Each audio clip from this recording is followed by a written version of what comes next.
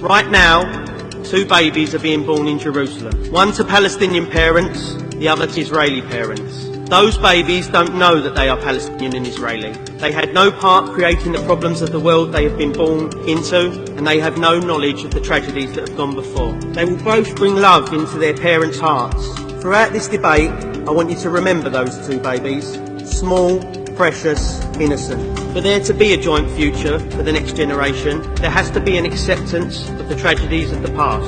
In 1948, the Palestinian people suffered the tragedy of the Nakba, when the majority of Palestinian people were forcibly displaced from their homes. And there has to be a recognition of that for those 2 babies to have a future together. That tragedy that the Palestinians suffered cannot be written out of history, it cannot be downplayed, and it must not be ignored. We cannot be silent on this. I want us to send a message to Mr. Trump that cutting the funding to the UNRWA, the humanitarian agency set up by the UN to assist these people in exile, born homeless, born stateless, in refugee camps, will not crush their spirit. It will not lessen their resolve to return home.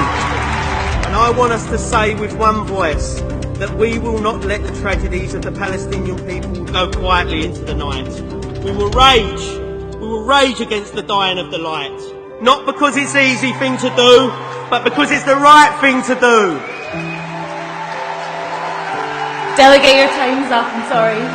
My time's not up. I'm speaking for the Palestinian people. I've got a couple more lines and I'm going to say them. And if you want me off this stage, you're going to have to get security up here. And they better send an army, because EastEnders, like Palestinians, don't go down easy. And I'll leave you on this. Keep in mind those 2 babies. They deserve a better future than the one mapped out for them. I want us to say this to every Palestinian. We have heard you calling from the darkness, and we cannot and we will not ignore you.